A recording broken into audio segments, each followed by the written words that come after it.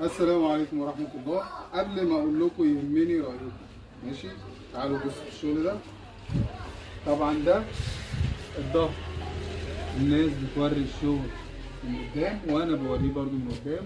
المرة دي هوريه لكم ايه اللي في ظهر الركن، ماشي؟ زي ما انتم شايفين كده التشريط، مفيش اي دبوس. العبوة فيها فايبر ما بتتسابش كده زي ما انتم شايفين، ماشي؟ الضم الركنة لفتها زي ما انتم شايفين كده. الفينش في الكورنر زي ما انتم شايفين، ماشي؟ العبوة بتاعتنا سامعين؟